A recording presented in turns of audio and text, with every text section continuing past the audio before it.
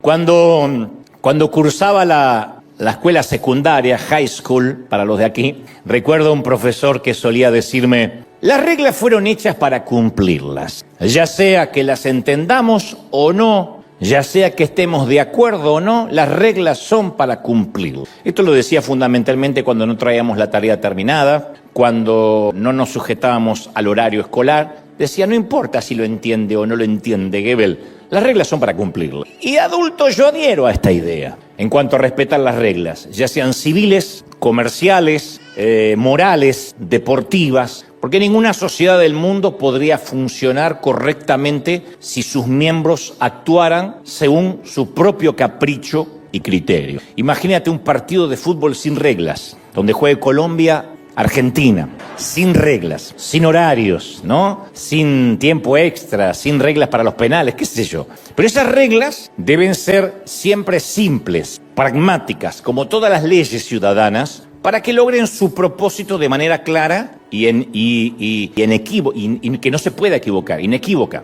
que la regla se pueda aplicar y que no tenga aristas que no entendamos, que esté turbio, y fundamentalmente que no admita excepciones de ningún tipo, ¿no? La ley, por ejemplo, no dice no conduzca bajo los efectos de alcohol a menos que se dirija a su casa después de salir del bar. No, la ley dice no conduzca bajo los efectos de alcohol. No dice, bueno, pero si vive cerca del bar, más o menos vaya de memoria. No. Y tampoco importa si somos ricos, pobres, si conducimos una Ferrari o un auto destartalado. Si manejamos bajo los efectos etílicos, estaremos violando una ley de tránsito y eventualmente vamos a pagar, en el mejor de los casos, una multa y en el peor irá a la cárcel. Y tampoco es relevante si la regla nos parece ridícula o nos parece irracional o no admite sentido. De hecho, no es necesario estar de acuerdo para obedecer una regla. Por ejemplo, pensemos en el pecado pragmático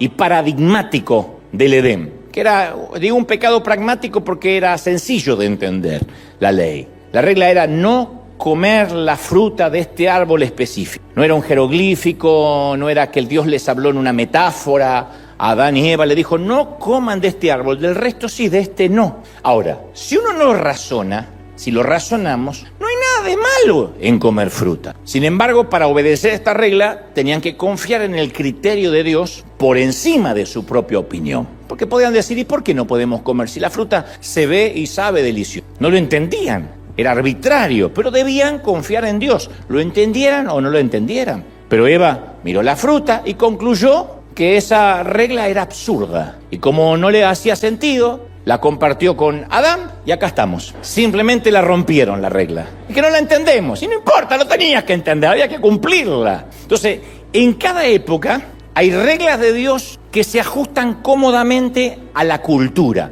que la entendemos. Le decimos, claro, si no estuviera esta regla, pasaría tal o cual cosa. Otras reglas suenan completamente irracionales, escandalosas. Entonces la pregunta hoy es, ¿confiamos en Dios cuando nos pide hacer algo que intuitivamente es absurdo y carece de sentido? A pesar de lo irracional que pueda parecer, a veces Dios suele desafiarnos, frustrarnos y desconcertarnos, especialmente en nuestros preceptos culturales. Decimos, eso no puede venir de Dios. Pero a veces Dios nos pide cosas mediante métodos poco convencionales que no van con nuestro sistema de creencias. Decimos, no, pero eso no es lo que me enseñaron. Para Moisés, Dios rompió las reglas de la naturaleza para separar las aguas del Mar Rojo. Para Josué, Dios rompió las reglas espaciotemporales para detener el reloj en medio de una batalla, detuvo el tiempo. Para Saulo, rompió Dios las reglas religiosas para cambiar de modo dramático a un hombre que tenía la misión equivocada. Para José y María, dos adolescentes, rompió las reglas culturales para hacer nacer a su hijo. Entonces, todos razonamos y pensamos, es que no se puede hacer de esa manera. Y Dios dice, yo sí puedo, yo soy Dios. Daniel 4:35 dice, Dios actúa conforme a su voluntad en el ejército del cielo y entre los habitantes de la tierra. Y nadie puede detener su mano y preguntarle o decirle, ¿qué haces? Y hay una versión que me gusta más que dice, no hay quien le pida cuenta a Dios de sus actos. Eso se llama soberanía. Un rey es soberano, un rey hace lo que se le antoja, más en los tiempos monárquicos, no los reyes que tenemos actualmente, que están de adorno, pero los reyes de la antigüedad eran monárquicos, hacían lo que se les ocurría. Y nuestro sistema de creencias es más democrático, más republicano. Nosotros creemos que Dios está allí en el trono por voto popular y que si no se porta bien no lo votamos dentro de 4 años y no vuelve a subir. Pero ese es AMLO, no Dios. Dios no cambia. Es el López Obrador, no Dios. Dios no cambia, su palabra no cambia, pero sus métodos cambian constantemente. Entonces, un Dios que no cambia, que rompe las reglas, parece una contradicción, parece un oxímoron, parece un contrasentido. Pero somos nosotros quienes nos formamos a veces reglas internas acerca de lo que Dios debe y no debe hacer, o puede y no puede hacer. Entonces afirmamos cosas como Dios no puede hacer tal cosa, o Dios nunca haría algo así, o seguro que aquello no le agrada a Dios. Como si Dios estuviese atado a sus propias reglas, como si Dios estuviese limitado a su propia jurisdicción. O sea, imaginemos que se produce un choque aquí cerca en la calle y un policía ve que está el choque ahí y tiene que liberar el tránsito. Entonces se para al lado de un semáforo que está en la luz roja y te dice que avances. El semáforo está en rojo, pero él te dice que avances porque es necesario avanzar. No podemos decirle, lo siento oficial, yo no pienso avanzar en luz roja. Mis propias reglas están por encima de su autoridad y su uniforme. Te mandan preso. ¿Y por qué te llevaron preso, papá? Porque no quise pasar una luz roja. Una cosa de loco. Pero lo que no estás contando es que había un oficial que supera la regla de la luz roja diciendo avance, señor. Entonces yo no estoy tratando de decir que Dios nos va a hacer pecar, porque nada va o nada se contradice a su carácter. Pero no te quepa la menor duda que Dios no va a dudar en romper o en transgredir ciertas reglas que a veces la cultura en sí misma o la cultura religiosa ha escrito para tratar de meter a Dios en su propia cajita. Y nosotros decimos, Dios no actúa así. Hay denominaciones que dicen, Dios no haría reír a la gente, así que ese predicador es un payaso, porque Dios no es humor. Hay gente que es así. Y bueno, que se vaya a donde se va a ir, al cielo o al infierno, con cara de soportar las hemorroides. Pero lo siento por él que se perdió la risa. Lo cierto es que hay gente que dice, así no obraría Dios. Eso no le gusta a Dios. Siempre nos gustaría decir lo que nos gustaría que Dios dijese, lo que nos gustaría que Dios pensara. Pero Dios rompe las reglas, usa a quien nosotros jamás usaríamos, bendice a quien nosotros consideramos que no debería bendecir. Y en esta línea de pensamiento, dicho esto, yo quiero regalarte una peculiar e inquietante historia, que la he contado en algunas otras ocasiones, pero no deja de inquietarme, y como digo, siempre es una palabra que está viva y que siempre nos bendice. El libro de Oseas, uno de los profetas menores en el Antiguo Testamento, es una crónica despiadada, cruda, del dolor que nuestra infidelidad le causa a Dios. Es una metáfora, aunque está basado en una historia real, es una metáfora de cómo nuestra traición e infidelidad le duele a Dios. Dios le dice a su pueblo, nos hicimos promesas mutuamente. Y ustedes siempre confían de que yo voy a cumplir mis compromisos, que yo voy a ser fiel en cuanto a mi parte. Pero ustedes no cumplen con sus compromisos para conmigo. Y para dramatizar cuán herido se siente Dios por esta traición de sus hijos, Él instruye a un profeta recto, justo, llamado Oseas, para que haga una de las cosas más extrañas e inusitadas jamás pedida por Dios en toda la Biblia. Este joven, insisto, llamado Oseas, que se había reservado virgen y puro para una joven doncella, porque eso hacían los profetas, se sorprendió cuando Dios le mandó a que escogiera una esposa. Porque Dios no lo envió al templo para que eligiera entre las vírgenes a la compañera apropiada, tampoco lo envió entre las princesas delicadas que fueron entrenadas y cuidadas por las comadronas para una persona a su medida, sino que le dijo al joven profeta que fuera a la zona roja. En algunos países es la zona rosa, no importa el color, pero si tiene color la zona estás en problemas. Que fuera a la zona roja de la ciudad y escogiera a una mujer cuyo pasado estuviera manchado y mancillado con pecados degradantes. Una prostituta, una mujer de la calle. Dios le pide a Oseas que comparta su cama con una mujer que era un vivo retrato de la infidelidad. ¿Cuántos votos matrimoniales se habrán quebrantado en su cama? ¿Cuántas familias habrán quedado destruidas en los brazos de esta dama. Había pasado de hombre en hombre, de cama en cama, había sido machacada como una fruta de mercado, era el objeto de la lujuria, pertenecía al burdel. Todos saben quién es ella, a qué se dedica, no es un secreto, y muchos hombres conocen esas satinadas sábanas hebreas. Ella piensa, como toda mujer, que comercia con su cuerpo, que no sirve para nada más que apenas dar placer por unos pocos minutos a cambio de dinero. Es una mujer sin moral que se dedica a todo aquello que Dios detesta, mínimamente, ¿no? Su descenso en el abismo de la corrupción moral era intencional, no sabemos cómo llegó ahí, pero lo hacía intencionalmente y hasta ahora parece que era irreversible. Ella vive en el mismo sótano de la jerarquía moral. Y para que podamos visualizarla, a mí me gusta siempre graficar a la gente, para que puedan ver esto como si fuera una película. Está teñida de rubio platinado. ¿Cómo sé esto? Me imagino.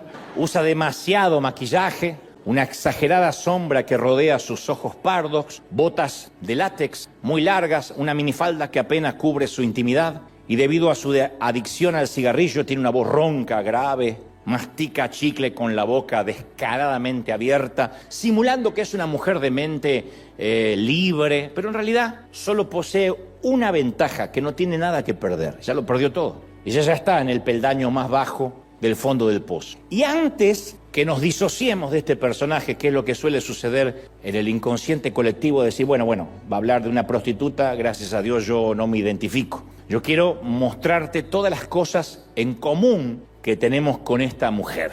Para empezar, todos alguna vez estuvimos en su lugar, todos. Puede que no vendamos nuestro cuerpo, pero todos en algún momento hemos vendido nuestra lealtad, nuestros principios, nuestros dones, nuestros talentos, hemos comprometido nuestras convicciones. Todos lo hemos hecho alguna vez. Esos momentos que decimos, ¿y por qué mentí? Si no hacía falta, soy un adulto, soy una adulta. ¿Por qué comprometí mis convicciones por esta bobería? ¿Y por qué no dije la verdad? ¿Y por qué se me ocurrió decir esa estupidez cuando me preguntaron por tal o cual cosa? Todos en algún momento prostituimos la verdad, todos. Todos en alguna ocasión hemos dicho yo he pecado demasiado, he fracasado demasiado, he tropezado con demasiada frecuencia. Bueno, tal vez nuestro pasado, insisto, no sea tan truculento como esta dama, pero en algún momento nos hemos sentido en el fondo del basurero de la sociedad. En primera instancia, cuando uno regresa a esta historia, pensaría que este es un ejemplo de obediencia debida. Obediencia debida se usa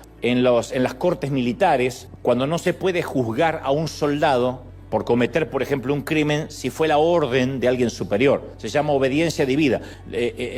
A lo menos, no digo que no se lo condena, pero al menos tiene cierto meritorio o cierto atenuante, porque dice yo cumplía órdenes de mi jefe, de mi capitán, de mi sargento. Uno pensaría que Oseas está haciendo eso, obediencia debida. Obedece con asco y con asco va a buscar a una mujer de la calle. Pero el verdadero asunto, que parece difícil de explicar en esta historia, es que cuando Oseas vio a esta mujer, y esto está en el libro que lleva su nombre en las Escrituras, cuando Oseas ve a esta mujer, la ama profundamente. Dios creó en él un amor por esta mujer difícil de amar. Y esto es lo que Dios hace, amar a la gente difícil de amar. Si no, mírense.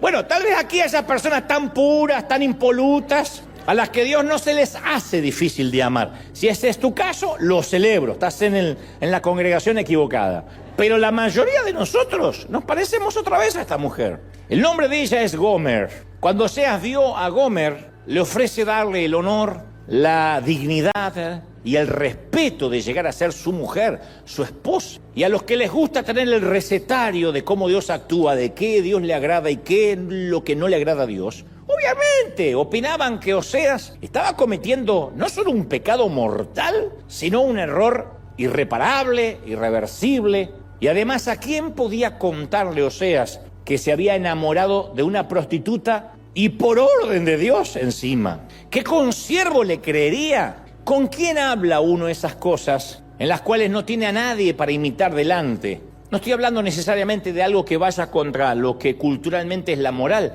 Digo, cuando Dios nos envía a hacer algo que no tiene precedente, que uno no puede platicar con nadie porque es algo que Dios te pidió a ti de manera única y no tienes a quien consultarle y decirle cómo tú hiciste. Oseas no pudo llamar por celular a otro profeta y decirle, cuando Dios te mandó a ti a casarte con una prostituta, ¿cómo lo manejaste en las redes? No tenía a quien consultar. Porque aparte todo hombre sabe que ningún hombre de verdad se enamora de una prostituta. ¿Cómo este hombre va a caminar con dignidad de la mano de esta mujer? No buscas a alguien así, a menos para una relación seria. No fueron a la misma universidad, ni al mismo seminario, ni a la misma escuela dominical. No tenían los mismos valores, no tenían las mismas convicciones, no creían en lo mismo. A ver, ella debía hacer algo con qué jugar, como un gatito juega con el estambre, usada y dejada atrás. Pero cuando él la vio, la amó profundamente. Él vio su potencial, vio su futuro. Dios le presta de algún modo su corazón, la manera en que Dios nos mira a nosotros. Y él, Oseas, se dio a la tarea de desenredarla de ese pasado. Esa es la tarea que todas las almas heridas en algún momento debemos aceptar. Es la tarea de sanarnos más allá de las tragedias, de los infortunios de la vida. Ahora imagina a Oseas en una esquina de la zona roja, mirando a Gomer al otro lado de la acera. Ahí está su futura prometida, exhibiéndose, ofertándose, vendiéndose. Ahí está en la sección de descuentos de la degradación. Y Oseas no la ve como una prostituta, la ve como su esposa, la ve como, es más, la madre de sus hijos. Se enamoró de ella, aunque eran obviamente una pareja dispareja. Eso es yugo desigual por excelencia.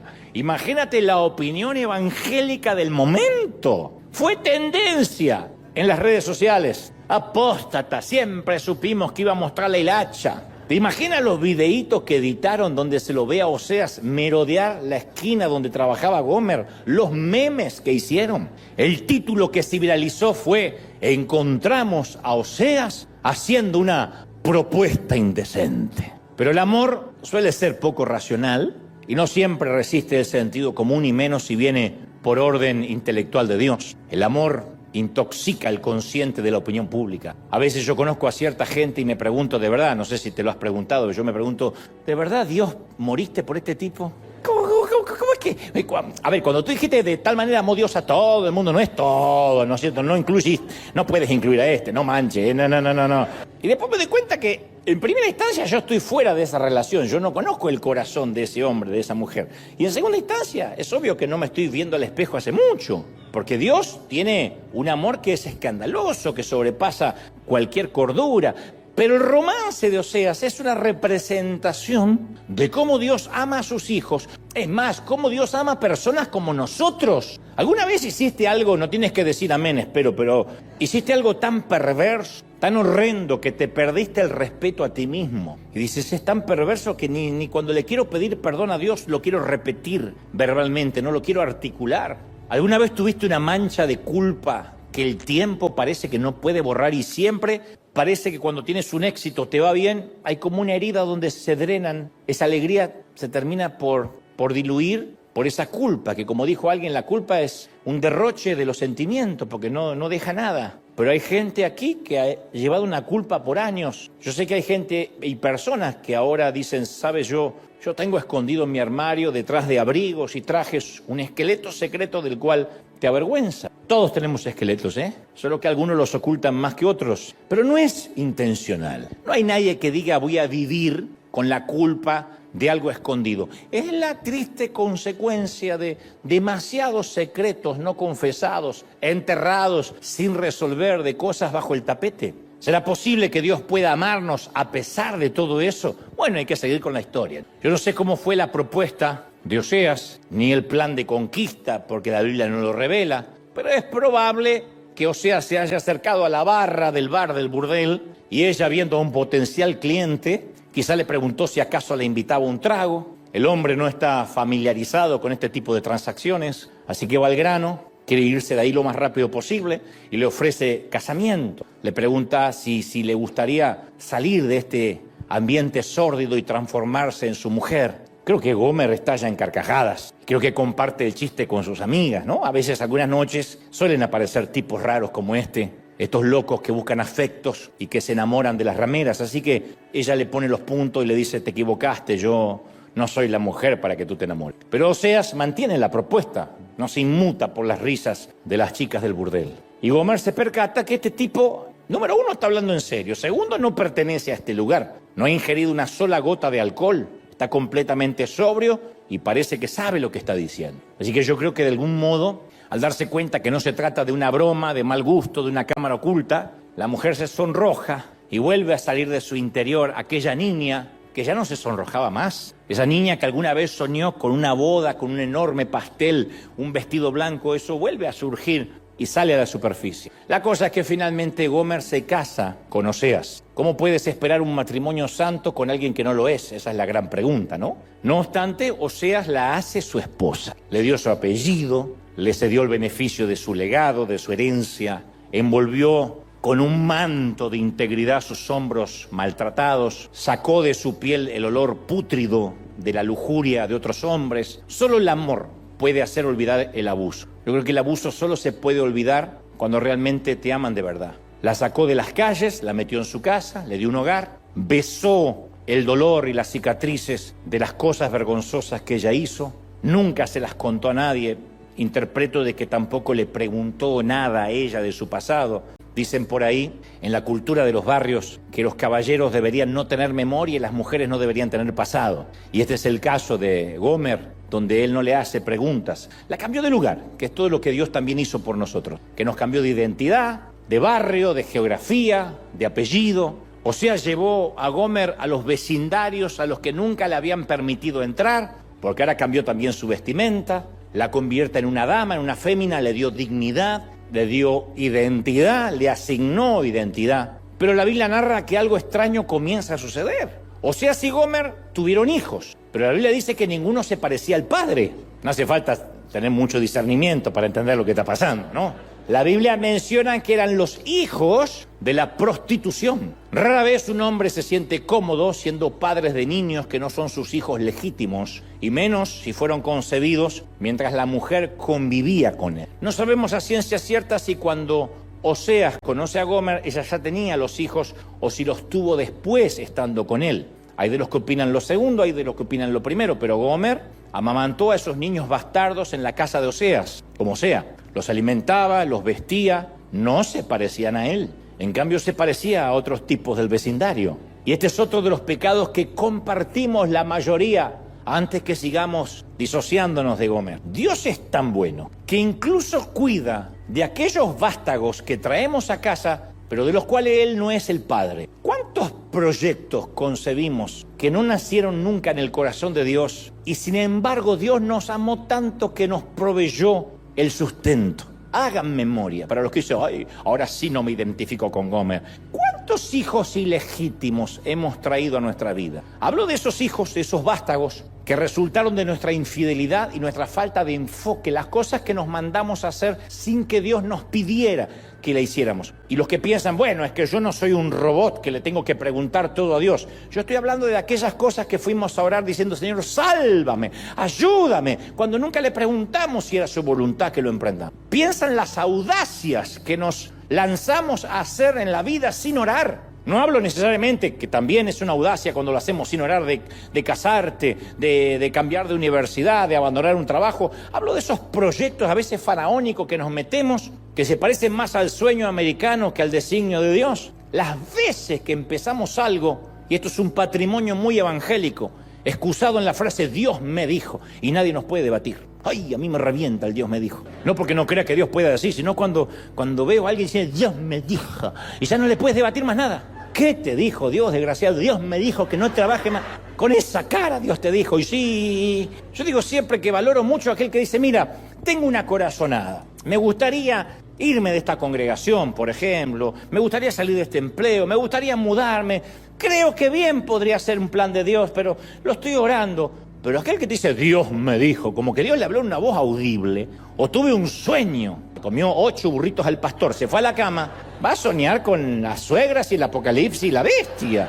Piensa en las audacias que hicimos sin que Dios nos diga. Esos son los hijos que nacieron de nuestra carne y que Dios sustentó en su misericordia. Porque no tenemos un Dios que nos dice, hiciste esto sin consultarme, ahora vas a pagar. Dios nos sustentó. Yo tengo una lista de cosas que hoy me doy cuenta que no estoy seguro si Dios me haya enviado a hacerlas, pero yo tenía intenciones y Dios me sustentó. Dios sostuvo esos hijos que nacieron por mi falta de enfoque, por mi infidelidad. Muchísima gente ha emprendido cosas, se ha mudado, ha tomado decisiones serias, se ha casado, se ha divorciado, ha tenido hijos, ha dejado de tenerlos, en nombre de Dios, diciendo Dios me dijo, Dios me lo mostró, Dios no mostró nada. Es algo que quiso hacer, porque generalmente cuando Dios nos dice algo, por lo general, es algo que no queremos hacer. Cuando Dios nos manda a hacer algo, cuando un llamado es de Él, por lo general nos da pánico, miedo. Yo no veo, insisto, a Moisés diciendo, desafiar al faraón, me encanta, sí, siempre soñé con eso. O a María diciendo, sí, quedar embarazada a esta edad, sí, y por el Espíritu Santo, me va a creer todo el barrio, me encanta. Los llamados generalmente no van en la misma dirección que nuestros deseos. Son sueños, son deseos, pero no tenemos que apresurarnos diciendo Dios me dijo y darle la paternidad, asignarle la paternidad a Dios. Dios respaldó algo que Él no nos pidió que hiciéramos. Hablo, insisto, de todas esas decisiones que tomamos que no nacieron en el propósito y en el corazón de Dios. Y después sufrimos y decimos, Señor, ¿por qué lo permitiste? Y Dios dice, ¿yo qué tengo que ver? Te di libre albedrío. Pero Dios está tan enamorado de nosotros que aún así cuida de nuestros errores, nos sigue amando, nos sigue usando, no nos desecha. Fue con ese mismo amor con el que Osea amó a sus hijos ilegítimos, porque no solo amó a una mujer que sacó de la calle, sino que amó a los hijos de la prostitución, los crió, les dio un hogar, los respaldó. Y si Dios quería tipificar lo que Él hace con nuestras decisiones, ahí está. La cosa es que Oseas envolvió a Gomer en sus brazos, la sostuvo cada noche y ella se acurrucó. Y uno podría ver ese cuadro y piensa, se va a quedar ahí toda la vida. Es lo soñado por una mujer de esta estirpe. Pero tampoco fue lo que Gomer hizo.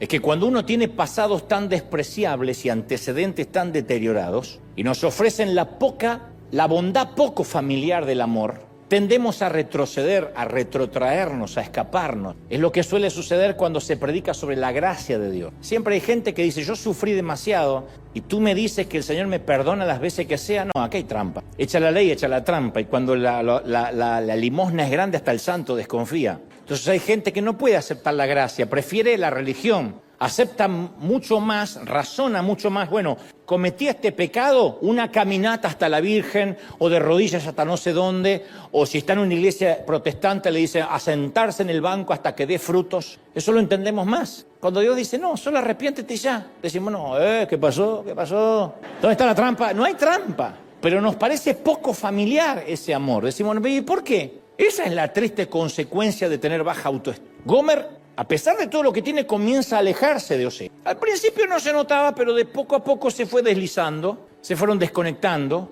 hasta que fue tarde. Ella volvía después de hora a casa, se quedaba con alguna excusa en algún otro sitio, no regresaba de hacer las compras sino hasta horas después. Él notó que ella volvía a tener una mirada distante. Sabía Oseas que la última vez que la abrazó, ella estaba gélida, fría, y él pensó que había percibido en ella el olor de otro hombre, pero no se lo permitió creer. Dijo, no, después de que yo invertí tanto amor, que ella me sea infiel y me falta el respeto, no. A ningún hombre le gusta pensar que su amor no es suficiente. Pero poco a poco ella parecía como más incómoda en un lugar cómodo, que es lo que nos empieza a pasar a nosotros cuando empezamos a ser infieles a Dios. Estamos en un lugar cómodo, pero cada vez nos sentimos más incómodos hasta que un día dejamos de congregarnos y decimos, ¿pero por qué? Y porque la infidelidad, la fidelidad de Dios no correspondida y nuestra infidelidad hacia Él hace que se genere una incomodidad. Y esto suele suceder cuando tenemos un pasado disfuncional,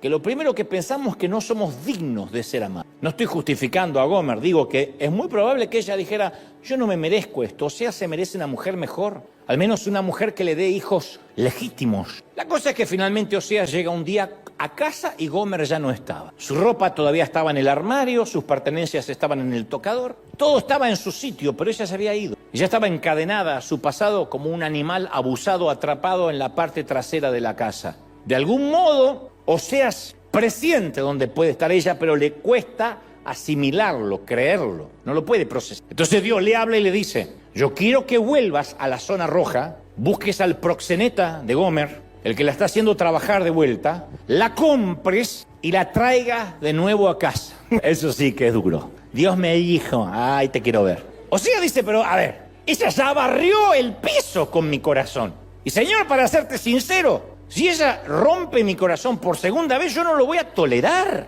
Y Dios le dice, bien, ahora sabes cómo yo me siento. Yo le dije 1000 veces a mi pueblo, yo voy a ser tu Dios, te amaré, cuidaré de ti, te alimentaré, voy a estar siempre cerca tuyo, te haré fuerte. Y siempre me pagas con infidelidad. Apenas puedes, te vas tras dioses paganos. Apenas puedes, el sueño americano, el dinero, el crédito es más importante que yo, o las maratones de Netflix. Oseas, le dice Dios, tú tienes el corazón destrozado porque alguien a quien tú amabas sin que se lo merezca, no cumplió sus compromisos para contigo. Y te duele más porque ella era alguien que no se merecía lo que le diste. No es que la fuiste a buscar a Harvard, la fuiste a buscar a un prostíbulo. Se supone que debería agradecerte todos los días de su vida, no mandarse a mudar, ¿no es cierto? Violó tu confianza, ok, violó tu confianza, o sea, ¿sí o no? Sí, ok. Yo, dice Dios, he recibido millones de esos golpes arteros y taimados de parte de mis hijos. No se merecían que yo los amara. Sin embargo, apenas pueden, me traicionan. Mi corazón está acribillado con las balas de la infidelidad. Y aquí otra vez todos nos volvemos a parecer a Gomer. Nos sentamos en la iglesia y decimos, Señor, yo voy a dejar ese pecado. Voy a dar el paso que has estado esperando que dé. Por fin, te prometo que lo voy a hacer. Y hacemos promesas y Dios nos toca y decimos nunca más y a partir de ahora, etc.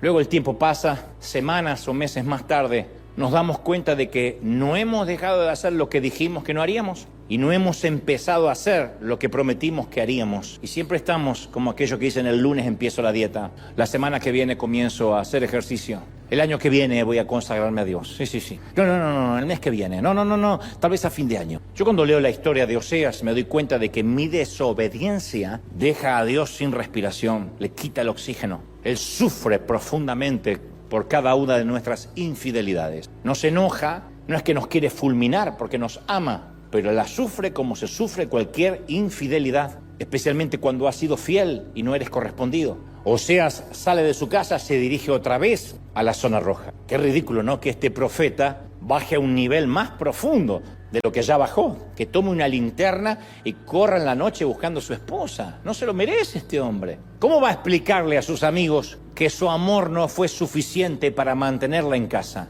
Porque todo el mundo va a pensar, ¿qué no le diste? ¿Qué le faltó? Un hombre no debería, a priori, tener que preguntarle a sus amigos acerca del paradero de su esposa. Así que es muy fácil imaginar a alguien diciéndole, yo te lo dije. U otro aconsejándole, Oseas, olvídala. Mi viejo, olvídala. De todos modos, es lo mejor. Ya está, ya cumpliste con Dios, te la quitaste de encima. Ahora sí, búscate una mujer a tu altura, como tú te lo mereces, eres trabajador, amas a Dios, eres íntegro. Pero hay algo en el amor que no olvida. Así que él corre de calle en calle, su voz se eleva, grita en la noche, es el sonido de la desesperación. Jesús dijo una vez que nuestro Dios es como un pastor que no puede dejar de buscar una oveja, aunque uno pensaría que ya está satisfecho con las 99 que tiene en el corral. Por eso digo que esta también es nuestra historia y esto es otro de los pecados en común que tenemos con Gomer. Yo me suelo esconder, tú te sueles esconder, eso hacemos. A veces nos escondemos de otras personas, a veces nos escondemos de Dios. En mi caso yo me escondo de la verdad y en cierto sentido me estoy escondiendo de mí mismo, porque el estar roto y el esconderse suelen ser inseparables, son los gemelos siameses del alma caída. Hay un famoso actor que todo el mundo conoce, ustedes también, pero no procede que diga quién, que me dice, yo me hice un actor famoso y he hecho novelas que han dado la vuelta al mundo porque soy un alma rota. Y le dije, ¿qué tiene que ver que esté roto con el histrionismo de la actuación? Y me dice, es que las almas rotas tenemos que escondernos. ¿Y qué mejor escondite que detrás de un personaje? Así que cuando me dicen que haga un personaje, yo detrás de ese personaje ya no soy yo. Soy el narcotraficante, soy el galán, pero me escondo. Así que es mi manera de hacerme ver sin que realmente nadie llegue hasta quien soy. En mi caso, lo irónico es que me escondo porque temo que si se sabe la verdad acerca de mí, no me van a amar. Esa es la razón por la cual nos escondemos. Pero lo que está escondido no puede amarse. Solo se me puede amar en la medida que se me conozca. Lo demás es un impacto. De lejos uno puede impactar, de cerca uno afecta. Y para afectar uno tiene que dejarse ver. Y cuando uno se deja ver, ¿es amado o no? Pero lo cierto es que solo se puede amar por completo si se conoce a alguien por completo. Entonces, cuando yo escondo cosas de mí, estoy tratando de convencer a la humanidad que yo soy mejor de lo que soy. Por eso la autenticidad escasea tanto. Por eso no hay políticos auténticos, pastores auténticos, curas auténticos, rabinos auténticos, artistas auténticos. La autenticidad escasea. Porque si somos buenos escondiendo, tal vez no salgamos con la nuestra. Entonces la otra persona me puede expresar amor, pero siempre yo voy a escuchar una voz dentro de mí que dice, si supiera la verdad cerca de mí, si pudiera mirar en los lugares escondidos de mi alma, no me amaría. Entonces lo que hacemos, lo más sencillo, es generar un avatar, una versión edulcorada de nosotros. Y como si fueran los filtros de Instagram, vamos por la vida con filtros. Es como la mujer que se viste todos los días con fajas, rellenos en el busto, vestidos apretados, rellenos en los glúteos, medias que ocultan la celulitis, cantidades industriales de maquillaje.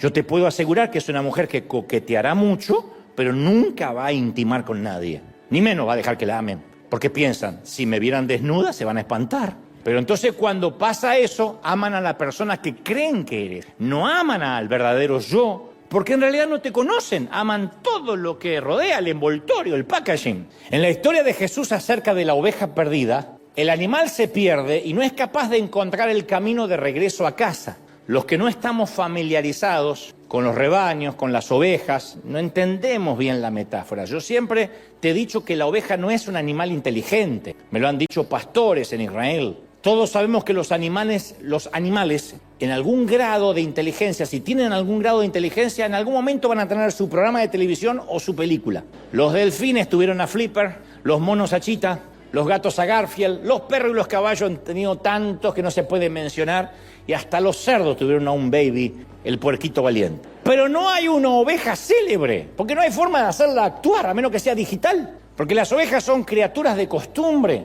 no son animales con iniciativa, las ovejas son seguidores. Y si una oveja va para un acantilado, todo el rebaño la sigue y se va cayendo atrás de la otra. Uno cree que en algún momento la oveja que va atrás dice, la oveja Lorena se fue, creo que va hasta ahí, se cae, nunca regresó. Y la otra dice, ¿segura? Sí. Y como 40 fueron atrás y también desaparecieron.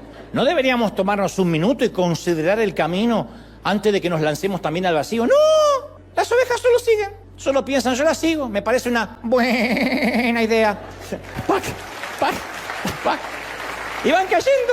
En Israel un viejo pastor que era nuestro guía nos contaba que cuando una oveja se echa de espaldas, hay que tener mucho cuidado porque queda indefensa. Pero si tiene mucha lana y está gorda, se suele acostar y suele pasar que el centro de gravedad del cuerpo cambia de manera que queda de espalda y las patas ya no tocan el suelo. Queda como las cucarachas cuando quedan dadas vueltas. Entonces es imposible que vuelva a ponerse en pie por sí misma.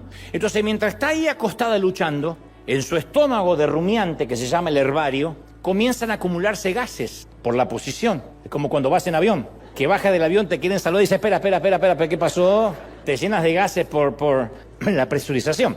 Bueno, la oveja también se presuriza. La oveja, es una oveja gorda, la oveja también se presuriza. Y al expandirse estos gases, tienden a impedir la circulación de la sangre a las extremidades del cuerpo, especialmente las patas. Entonces, si el tiempo es caluroso y soleado, la oveja echada puede morir en pocas horas. ¿Y de qué murió? Durmiendo. Y en ocasiones nosotros tampoco podemos enderezarnos por nuestra propia cuenta. Necesitamos que nos busquen al igual que Gomer. Entonces, ¿qué hay en nuestra vida, insisto, que estamos empecinados en ocultar y que nos va a costar la vida? Tal vez no la vida física, pero sí la vida espiritual, la vida del alma. Cuando yo era adolescente y salía a pasear, siempre mi madre quería saber si la ropa interior, la que no estaba a la vista, estaba limpia. Entonces yo decía, ¿te gusta más? ¿Y cómo está lo de adentro, lo que no se ve? Camisetas, calcetines, calzones. Porque a ella le preocupaba, preocupación de las madres de antes, que si yo tuviera un accidente, ella era la que pasaba vergüenza si me veía en el calzón sucio o amarillento. Ella solo quería asegurarse que cuando la policía viniera, no importa si yo estaba mutilado,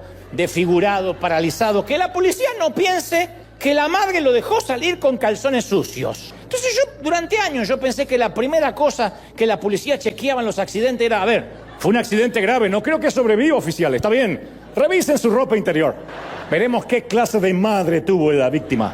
Pero Dios siempre va a hurgar en nuestro interior, y no me refiero a nuestra ropa interior, sino a todo aquello que intentamos ocultar. Dios sí hurga. Su amor llega hasta el valle más bajo de nuestra vida. Cuando finalmente Oseas se encuentra a Gomer, ella estaba perdida en el valle más bajo que como la encontró la primera vez. Algún amante furtivo se había cansado de ella y la había puesto en la mesa de esclavos y la estaban subastando como si fuera ganado. La primera vez la encontró cruzando la acera, ahora estaba encadenada. Era un fragmento de lo que esta mujer pudo haber sido. ¿Gomer?, preguntó él. Ella bajó la cabeza por la vergüenza. A veces las personas rotas estamos demasiado avergonzadas como para que nos puedan mirar a los ojos. Y cuando Oseas encontró a Gomer, ella ya no estaba vestida con las ropas finas que él les había comprado. Estaba toda despeinada, sus uñas estaban descuidadas, no arregladas, su vestido estaba raído, su cabello estaba andrajoso, su piel machacada, sus rodillas desnudas estaban temblando. Y los hombres se mofaban de ella y hablaban de esta mujer con obscenidades. Y el profeta, con el corazón destrozado, no sabía qué hacer y acudió a Dios llorando. Le dijo: Dios, ¿qué hago? Y Dios le dice: Oseas, amas a esta mujer a pesar de todo lo que te ha hecho. Y no una vez, sino por segunda vez. Oseas admitió con la cabeza que la amaba, mientras le caían las lágrimas, y Dios le dice: ¿sabes? Ve y muéstrale tu amor por ella de la misma manera en que yo amo a la nación de Israel. Vuélvele a dar una oportunidad. De manera que Oseas se queda mirando a Gomer mientras la colocan en el banquillo, y para lograr un buen comprador, que era lo que se estilaba, la desnudaron completamente. El subastador la pellizcó, la tocó, la manoseó, mostró lo fuerte que era y comenzó la puja. Alguien ofreció 3 piezas de plata y Oseas subió a 5. Alguien subió la oferta a 8 y Oseas a 10. Otra persona ofreció 11 y él ofreció 12. Entonces Oseas ofreció 15 piezas de plata y una medida de cebada. Cayó el martillo del subastador y Oseas recuperó a su mujer. Estaba dispuesto a gastar todo lo que tenía para comprarla. De hecho, dicen algunos historiadores que posiblemente haya sido todo lo que tenía Oseas. Quedó en quiebra. Porque si este es el simbolismo de lo que Jesús hizo por nosotros, significa que lo dio todo. Él sentía por ella un amor que no lo avergonzaba. Se acercó a ella, la tapó, se la llevó de la mano a su casa. Y a continuación aparece el versículo probablemente más hermoso de toda la Biblia. Al llevársela Oseas consigo, le dijo: te quedarás conmigo por el resto de tu vida. No te volverás a prostituir. Nunca más serás de otro hombre. Y lo mismo yo haré contigo. Los hombres se rieron de Oseas. ¿Quién pagaría tanto por tan poco? ¿Quién daría su sangre por alguien que no vale nada? Él la amaba, y antes de dejarla ser lo que antes era, antes de dejar que se encadenara de vuelta a su pasado, antes de permitir que la vendieran como esclava para obedecer los caprichos lujuriosos de cualquier viajero extraño, él la redimiría, él la perdonaría y él le daría una segunda oportunidad porque la amaba, la iba a redimir, la iba a redimir.